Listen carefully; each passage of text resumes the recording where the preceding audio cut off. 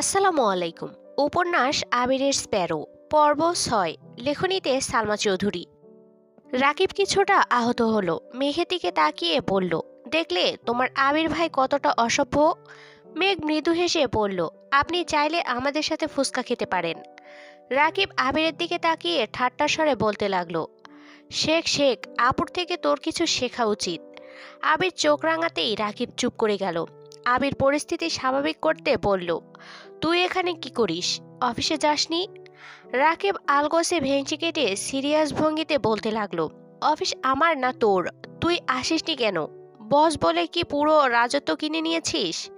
নিজে অফিস করবি না ঠিক মতো, আবার আমাকে শাসন করতে আসিস? আবির গুরুগম্ভীর কণ্ঠে বলল, এভাবে রিয়াক্ট করার মতো কি বললাম? রাকিব জোরে করে শব্দ করে শ্বাস ছাড়ল, তারপর মলিন কণ্ঠে বলতে লাগলো, তুই জানিস তো আমার একটা গার্লফ্রেন্ড আছে। আবির উপর-নিচ মাথা নেড়ে বোঝালো, হ্যাঁ জানি। রাকিব আবারও বলতে লাগলো, ওর মা বিয়ে করার জন্য চাপ দিচ্ছে। ওনার কথা হলো, ছেলে বেকার হলে চলবে না, ছেলেকে হতে হবে কর্মঠ। সে রিক্সা চালক বা সিএনজি চালক, তাতে কোনো আপত্তি নেই, কিন্তু পরিশ্রমী হতে হবে। এখন তোর অফিসে আমি আছি, আলহামদুলিল্লাহ ভালোই চলছে সবকিছু। নতুন অবস্থাতেও তোর চেষ্টা আমাদের চেষ্টায় অনেকটাই গুছিয়ে নিতে পেরেছি। তাছাড়া আব্বুর টুকটাক বিজনেস আছে, আমি সেগুলোও খোঁজখবর নিচ্ছি নিয়মিত। কিন্তু তার চোখে এগুলো বেকার কাজ মনে হয়। আমি কাজের ফাঁকে 1 মিনিটের জন্য কল দিয়ে জিজ্ঞেস করলাম, কেমন আছো বা কি করছো? সে উঠে বলে, কেমন আছো জিজ্ঞেস করার জন্য অফিসের কাজ ফাঁকি দিতে হবে? তুমি যে আবির ভাইয়ার অফিসের সবচেয়ে আকাইমা পাবলিক, এটা আমার বোঝা হয়ে গেছে। তোমার আর বিয়ে করতে হবে না, আমি আম্মুকে বলে দিব তুমি বেকার, তোমার জীবনেও কিছু হবে না। আবির মেঘ দুজনেই হাসছে। রাকিব মনমরা কণ্ঠে বলল, তোরা হাসছিস? কোথায় গার্লফ্রেন্ড বয়ফ্রেন্ডকে সাপোর্ট করবি, বাবা মায়ের সামনে প্রতিবাদ করে বলবি আমি রাকিবকে ছাড়া কাউকে বিয়ে করব না, অথচ সে নিজেই বলে তোমাকে বিয়ে করতে পারবো না। এর বিচার কোথায় হবে? আবির মৃদুস্বরে বলল, গার্লফ্রেন্ডের বিচার হবে এমন কোনো আদালত এখনো তৈরি হয়নি, তাই না মেঘ? মেঘ আলগোছে নিভু নিভু কণ্ঠে বলল, আমি কি জানি। রাকিব হেসে বলল, আচ্ছা মেঘাপু তুমিই বলো, ধরো তুমি একজনকে ভালোবাসো, তার জন্য তুমি তোমার আব্বু আম্মুর সাথে ফাইট করবে না? অন্ততপক্ষে এটা স্বীকার তো করবে আমি আবির ভাইকে ভালোবাসি। আবির মেঘ দুজনেই হতভম্ব হয়ে রইল। আবির সহসা রাগান্বিত কণ্ঠে হুঙ্কার দিল, কি সব বলছিস? রাকিব সঙ্গে সঙ্গে বলল, আরে বাবা আমি উদাহরণ দিচ্ছি। মেঘ আড়ষ্ট কণ্ঠে বলল, আমি সেভাবে ভাবিনি কিছু। ভাবো ভাবো, এমন পরিস্থিতিতে পড়লে অন্ততপক্ষে আমার গার্লফ্রেন্ডের মতো কালনাগিনী স্বরূপ আচরণ করো না। মেঘ কিছু বলার আগেই আবির বলে উঠল, দেখ বিনেশ্বরে তোর কালনাগিনী চলে এসেছে। রাকিব আতঙ্কিত চোখে তাকালো। রাকিবের ঠিক পেছনে রিয়া দাঁড়ানো। রাকিব শঙ্কিত চোখে তাকিয়ে আছে। আবির বলল, আমি কিছু বলিনি, রাকিব তোমাকে কালনাগিনী বলেছে। মেঘ আবিরের হাতে চিমটি কেটে বিড়বিড় করল, আপনি ওনাদের মধ্যে ঝগড়া লাগাচ্ছেন কেন? ভাইয়া আপনি কি অফিসে ওকে কাজ দেন না? ও অফিসে বসে বসে একটু পর পর আমাকে রিলস পাঠায়। আম্মুর পাশে বসে থাকলে আম্মু তো সব দেখেন, তখন আম্মু সন্দেহ করেন আমাকে, বলে রাকিব কি আদৌ চাকরি করে? আমি তখন কি উত্তর দিব বলুন? রাকিব হুঙ্কার দিয়ে উঠল, আমি চাকরি করি না, আমি অফিসের বস, তাই না আবির? আবির হেসে উপন্যাস মাথা নাড়ল। রিয়া খেপে গেল, তুমি বস বলে কাজ করবে না? তোমার কেন মনে হয় আমি কাজ করি না? এই আবির, আমি কি কাজ করি না? এখন তুই আমার বস, সত্যি কথা বলবি। আবির বলল, করিস, কিন্তু কম কম। কি? রিয়া সহসা গর্জে উঠল, দেখলে ভাইয়া পর্যন্ত বললেন তুমি কিছুই করো না। দূর, বিয়েই করবো না। তুমি বিয়ে না করলে আমার বয়েই গেল। মেঘাপু তুমি আমার জন্য মেয়ে দেখবে, তোমার ভার্সিটির সবচেয়ে সুন্দরী মেয়েটাকে পটিয়ে বিয়ে করে নেব। আবির নিঃশব্দে হাসছে। মেঘ আমতা আমতা করে বলল, ভাইয়া আপনি একটু চুপ থাকুন, আপু রেগে গেছেন। রিয়া ছুটে এলো, রাকিবকে ধাক্কা দিয়ে সরিয়ে মেঘের সামনে এসে দাঁড়ালো। আদুরে গলায় আওড়ালো, তুমি মেঘ? মেঘ হাসি মুখে মাথা নেড়ে সম্মতি জানালো। রিয়া আশ্চর্য নয়নে তাকিয়ে আবারও প্রশ্ন করলো, মানে তুমি মাহাদিবা খান মেঘ? জি। আল্লাহ, মাশাল্লাহ মাশাল্লাহ, এত কিউট তুমি, পুরোই কিউটের ডিব্বা, আমি তো খেয়ালই করিনি তোমাকে। সঙ্গে সঙ্গে আবিরের দিকে তাকিয়ে বলল, ভাইয়া আপনিও তো পরিচয় করিয়ে দিলেন না। আবিরের শান্ত জবাব, তোমরা ঝগড়া করছিলে তাই বিরক্ত করলাম না। ঝগড়ার জায়গায়। মেঘ সবার আগে। মেঘ, তোমার কথা এত শুনেছি যে তোমাকে দেখার জন্য আমি একসময় ছটফট করেছিলাম। রাকিবের সাথে ব্রেকআপ হলেও আমি এত ছটফট করতাম বলে মনে হয় না। আমার কত ইচ্ছে ছিল তোমাকে দেখার। রাকিবকে কত বলেছি দেখা করাও আমার সাথে, কিন্তু ও আমার কথা পাত্তাই দেয়নি। যাক, অবশেষে দেখা হলো। মেঘ কৌতূহলী কণ্ঠে জানতে চাইলো, আমার কথা কোথায় শুনেছেন আপু? রিয়া উত্তর দিল, রাকিব সারাদিনই তোমার প্রশংসা করে। কেন? আমাকে নিয়ে এত প্রশংসা করার কারণ কি? আবির মেঘের কানের কাছে ফিসফিস করে বলল, তোর মাথায় যে শিং আছে ওটা বোধহয় ওরা জেনে গেছে। মেঘ মাথায় হাত দিয়ে আতঙ্কিত কণ্ঠে বলল, কোথায়? আবির মুচকি হাসলো। মেঘ রাগে রাগে চোখে তাকিয়ে বলল, আপনি? আমি কি? কিছু না। এতক্ষণ পর মুখ খুলল রাকিব। বলল, দেখা হয়েছে যেহেতু চল একসঙ্গে ফুচকা খাই। আবির সম্মতি দিল। সবাই একসঙ্গে ফুচকা খেতে বসলো। রাকিবটা একটু দূরে বসেছে। রাকিব আর রিয়া এখনো খুনসুটি করেই চলেছে। মেঘ তাদের দেখছে আর মিটিমিটি হাসছে। কিছুক্ষণে মামা 3 প্লেট ফুচকা নিয়ে আসলেন। আবির ফুচকা খাবে না আগেই বলেছিল। মেঘ আবিরের দিকে তাকিয়ে প্রশ্ন করলো, আপনি ফুচকা খাবেন না? না। কেন? ফুচকা পছন্দ না? আবির এপাশ ওপাশ মাথা নাড়ল। মেঘ ঠোঁট উল্টিয়ে বলল, ফুচকাও কারো অপছন্দ হয়? আমার অপছন্দ, কি করব? মেঘ আশ্চর্য নয়নে তাকিয়ে আছে। আবির বলল, তোকে বারণ করিনি, তুই খা। মেঘ প্লেট হাতে নিয়ে চুপচাপ খাওয়া শুরু করলো। আবির বসে বসে ফোন চাপছে। রাকিব রিয়া দূরে বসায় খুব একটা কথা হচ্ছে না। তারা নিজেদের মধ্যে খুনসুটি করতে ব্যস্ত। মেঘ বেশ কয়েকটা ফুচকা খেয়েছে। হঠাৎ আবিরের দিকে তাকালো, তারপর সচেতন কণ্ঠে প্রশ্ন করলো, আপনি কি একটাও খাবেন না? আবির গুরুভার কণ্ঠে বলল, আমি এসব খাই না। মেঘ কোমল কণ্ঠে বলল, আজ একটু খেয়ে ফেলুন, অনেক সুস্বাদু। আবির ফোনের থেকে দৃষ্টি সরিয়ে মেঘের দিকে ক্ষুদ্র চোখে তাকালো। দাঁত খিচে বলল, তুই খাচ্ছিস খা, আমি খাবো না। মেঘের অনুভূতি এতটাই তীব্র যে আবিরের তপ্ত স্বরের কথাগুলো কানেই যাচ্ছে না। হাস্যোজ্জ্বল মুখে আবিরের দিকে চেয়ে আহ্লাদি কণ্ঠে বলল, একটা খান না প্লিজ। আবির তীক্ষ্ণ দৃষ্টিতে চাইল। আকস্মাৎ অভিব্যক্তি বদলে গেল। আবির খড়খড়ে কণ্ঠে বলল, দে। মেঘ তৎক্ষণাৎ প্লেট বাড়ালো। আবির ভ্রুকুচকে বিরক্তি নিয়ে বলল, একটা ফুসকার জন্য আমি হাত নষ্ট করতে পারবো না, তুই খাইয়ে দে। মেঘ চোখ বড় করে তাকালো, জিভ দিয়ে ঠোঁট ভেজালো। মেঘের ডাগর ডাগর চোখে তাকানো দেখে আবির নিজের দৃষ্টি সংযত করে পুনরায় ফোনের দিকে তাকালো।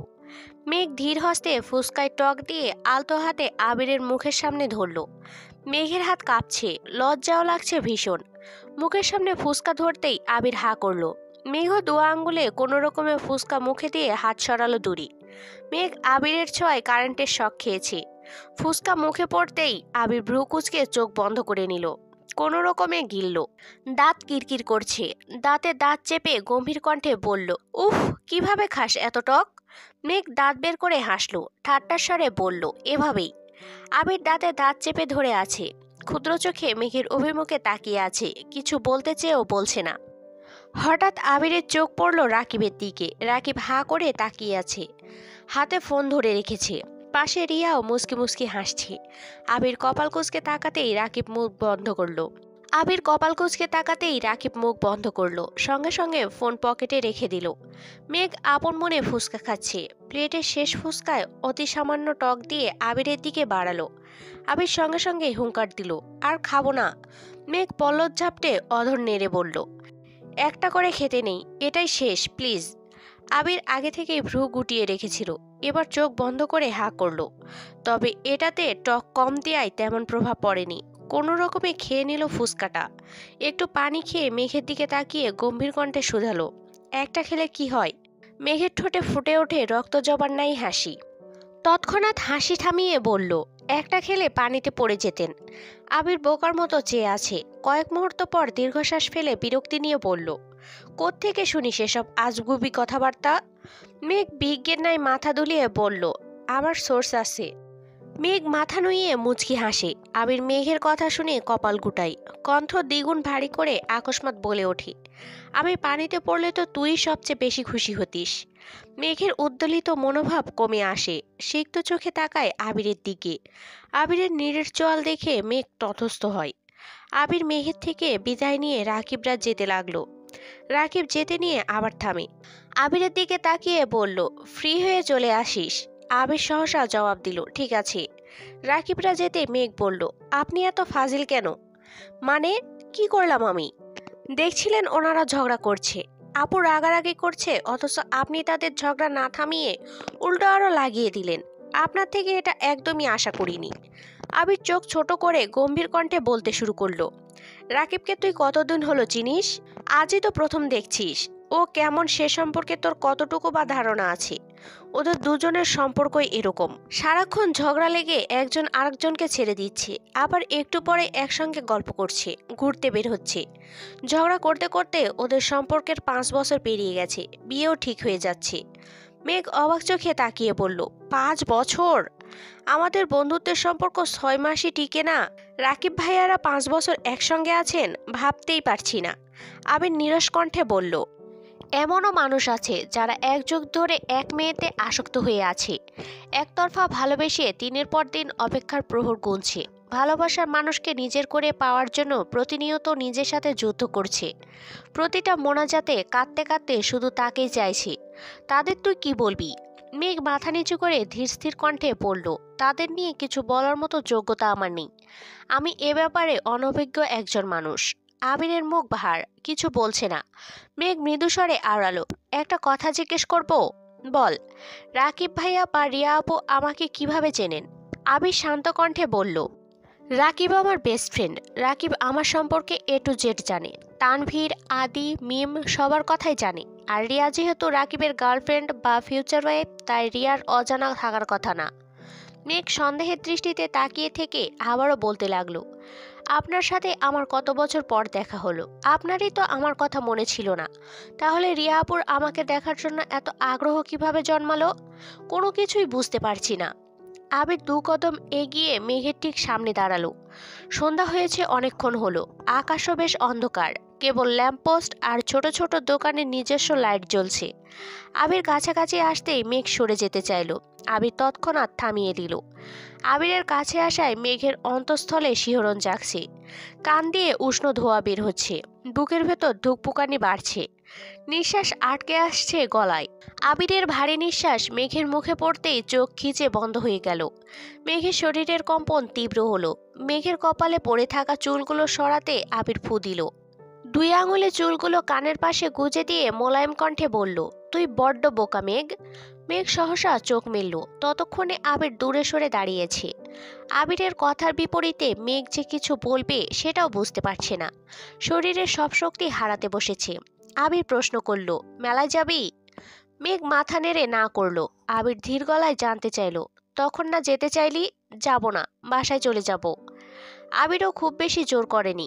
বাইক চলতে শুরু করলো। মেঘের এলোমেলো চুলগুলো উড়ছে এদিক সেদিক।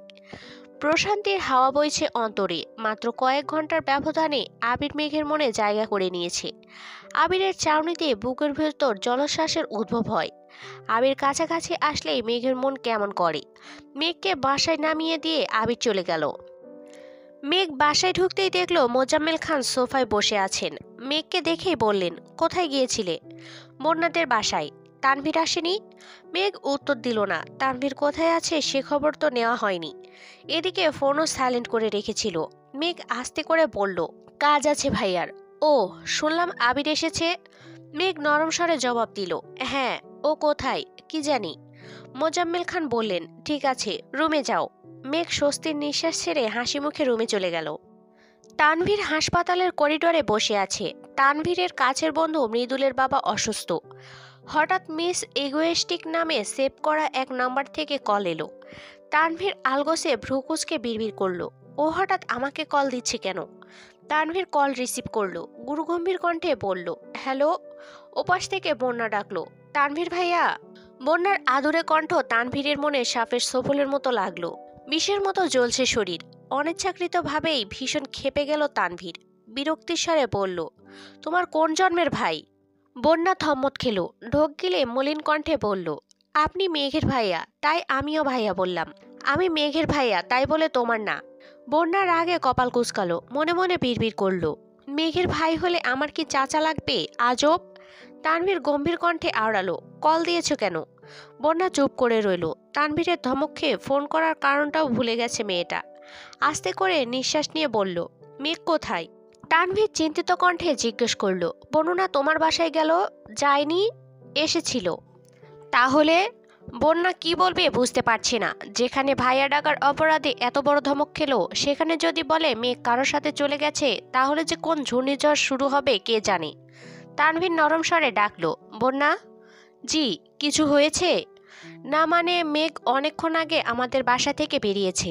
বাসায় পৌঁছেছে কিনা তার জন্যই কল দিয়েছিলাম। মেঘকেও আগে কয়েকটা কল দিয়েছি, কিন্তু রিসিভ করেনি। তানভীর ঠান্ডা কণ্ঠে বলল, আমি বাসার বাহিরে, হাসপাতালে এসেছিলাম একটু। বন্যা ভীতকর কণ্ঠে শুধালো, কেন, কারো কিছু হয়েছে? বন্ধুর বাবা অসুস্থ, ওনাকেই দেখতে এসেছিলাম। ও, আপনাকে বিরক্ত করার জন্য দুঃখিত। তানভীর সহসা ডাকলো, শোনো। জি বলুন। বনুর মুখে শুনেছিলাম তোমার বোনকে আজ দেখতে আসবে, এসেছিল কি? জি। সব ঠিক আছে, মানে পছন্দ হয়েছে? বন্যা শক্ত কণ্ঠে বলল, না, কোনো কিছুই ঠিক নেই। তারা এক নম্বরের লোভী। কেন কেন? বন্যা একটু থামলো, রাগী স্বরে বলতে শুরু করলো, তাদের চাওয়া পাওয়ার কমতি নেই। বিয়ের আগে তাদের চাহিদার লিস্ট দারাজের ফ্রি ডেলিভারি অফারের মতো বাড়ছে। বিয়ের পর কি হবে ভাবা যায়? আমরা মেয়ে বিয়ে দিব, কোম্পানির পণ্য বিক্রি করতে আসিনি। তাদের মেয়ে লাগবে ভদ্র, আবার স্মার্ট হতে হবে, ভার্সিটি পড়ুয়া, চাকরিজীবী হতে হবে, সাথে বাবার অঢেল সম্পত্তিও থাকা চাই। জামাইকে ঢাকা শহরে ফ্ল্যাট না দিতে পারলে কিভাবে হবে? তানভীর খুব মনোযোগ দিয়ে কথাগুলো শুনল। বন্যা থামতেই তানভীর বলল, যা হয় ভালোর জন্যই হয়, হয়তো আপুর জন্য খুব ভালো কিছু অপেক্ষা করছে। বন্যা শান্ত কণ্ঠে বলল, দোয়া করবেন। ফি আমানিল্লাহ, রাখছি। তানভীর কিছু বলার আগেই বন্যা কল কেটে দিল। আবির মেঘকে নামিয়ে বাইক নিয়ে একেবারে এসে থামে বন্ধুদের আড্ডার মহলে। রাকিব আর রাসেল আড্ডা দিচ্ছিল। মোবারক আর লিমন এখনো আসেনি, রাস্তায় আছে মনে হয়। আবির বাইক থেকে নামতে নিলে রাকিব দাঁত কেলিয়ে হাসতে হাসতে জড়িয়ে ধরতে যায়। আবির বাইক থেকে নেমেই রাকিবের পেটে 2-3 ঘুষি বসিয়ে দিল। ঘুষিগুলো এত জোরে না লাগলেও রাকিব কিছুটা নত হয়ে গেল। রাসেল বসা থেকে উঠে আতঙ্কিত কণ্ঠে শুধালো, কি হয়েছে তোদের? রাকিব কিছুটা স্বাভাবিক হয়ে বলল, উফ, এভাবে কেউ মারে? আবির রাগান্বিত কণ্ঠে বলল, তোর যেমন মুখ বেশি চলে, আমার তেমনই হাত বেশি চলে। তার উপর এমন এক গার্লফ্রেন্ড জুটিয়েছিস, সে দেখি তোর থেকে আরো কয়েক কাঠি উপরে। রাসেল পুনরায় শক্ত কণ্ঠে বলল, আরে হয়েছেটা কি, বলবি আমাকে? রাকিব হাসতে হাসতে জবাব দিল, আর বলিস না।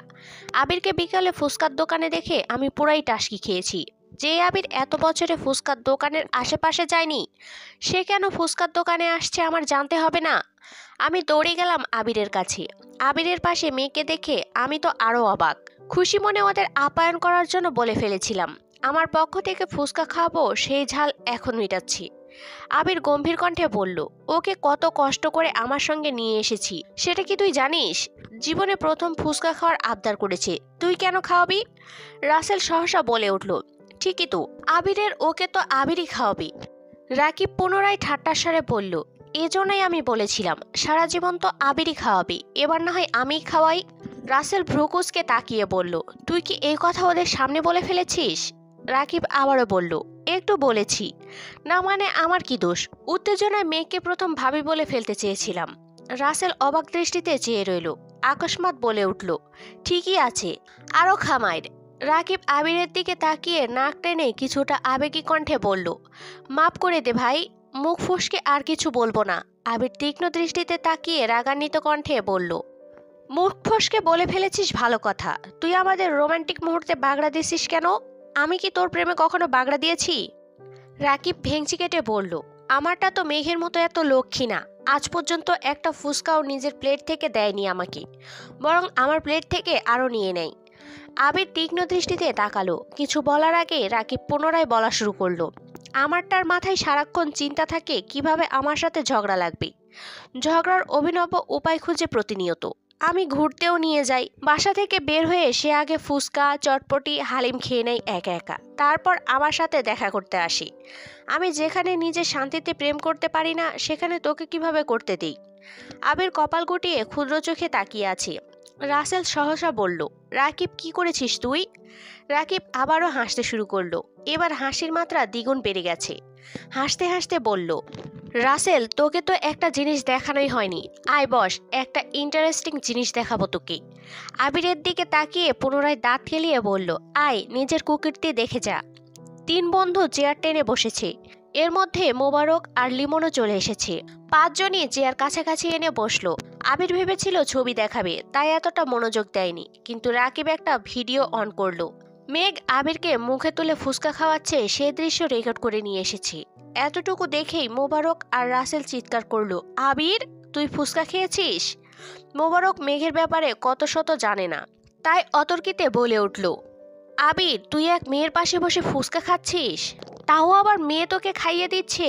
লিমন এবার হাস্যোজ্জ্বল কণ্ঠে বলল, এটা এক মেয়ে না রে, আবিরের জীবনের একমাত্র মেয়ে। মোবারক আবিরের দিকে চেয়ে সহসা বলল, মেঘ নাকি নাম শুনেছিলাম, উনিই কি সে? আবির শুধু উপর নিচ মাথা নাড়ল। লিমন খানিক অভিযোগের স্বরে বলল, এটা আমি মানতে পারলাম না, সেদিনও তো তোকে কত জোর করলাম ফুসকা খেতে, চিপে ধরেও তোকে খাওয়ানো গেল না, অথচ আজ? রাকিব দাঁত কেলিয়ে হেসে বলল, মেয়ে কিছু বললে আবির আবার না করতে পারে না। বন্ধুরা অবাক চোখে তাকিয়ে রইল। রাসেল সহসা বলে উঠল, তুই তো টক খাস না জীবনেও, ফুসকা কিভাবে খেয়েছিস? আবির মুচকি হেসে জবাব দিল, শুধু টক কেন, ও আমায় বিষ দিলে আমি সেটাও চুপচাপ খেয়ে নিব। চার বন্ধু এবার বিস্ময়কর দৃষ্টিতে আবিরের দিকে তাকিয়ে আছে। কয়েক মুহূর্ত সবাই মুখ চাওয়াচাওয়ি করল। মোবারক হাসি মুখে বলল, বিয়ে কবে খাচ্ছি বন্ধু? আবির ঠাট্টার স্বরে বলল, আর বিয়ে? লিমন কিছুটা চিন্তিত হয়ে বলল, কেন, কিছু হয়েছে? আবির কিছু বলার আগে রাকিব বলল, আবিরের কপালে বিয়ে নেই, তোরা বরং আমার বিয়ের জন্য প্রস্তুতি নে, আমি আর রিয়া খুব শীঘ্রই বিয়ে করছি। কেউ রাকিবের কথায় খুব একটা পাত্তা দিল না। রাকিব আবারও বলল, শুনেছিস তোরা, আমার আর রিয়ার বিয়ে? রাসেল বলল, তোদের ওপর থেকে আমাদের সব আস্থা চলে গেছে। দেখা গেল বিয়ের দিন দুজন মিলে ঝগড়া শুরু করে দিলি, এক পর্যায়ে ঘোষণা দিলি অনির্দিষ্টকালের জন্য আমাদের বিয়ে স্থগিত ঘোষণা করা হলো। এই মুহূর্তে খাওয়া দাওয়া বন্ধ করুন। তখন কি হবে ভেবেছিস একবার? তোদের মারতে না পেরে লোকজন গণহারে আমাদের পেটাবে। রাকিব মলিন কণ্ঠে বলল, ঝগড়া একটু বেশি করি বলে এভাবে কথা শোনাবি? সবাই একসঙ্গে বলল, উফ সরি। এর মধ্যে লিমন বলল, এ আবি শোন। হ্যাঁ বল। মেয়ে কিছু টের পেয়েছে? কি টের পাবে? ভার্সিটির বিষয়টা? বোধহয় না, জলজান্ত আমিটার অস্তিত্বই ফিল করতে পারছি না, সে তো ছিল কিছু কাগজের টুকরো। লিমন ফের বলল, আবেগগুলো এতটাও ঠুনকো ছিল না। আবির নিরেট কণ্ঠে বলল, ওর প্রতি আমার আবেগ কোনো কালে ঠুনকো ছিল না। মেঘ আমার অস্তিত্বে মিশে থাকা আমরণ অসুখ।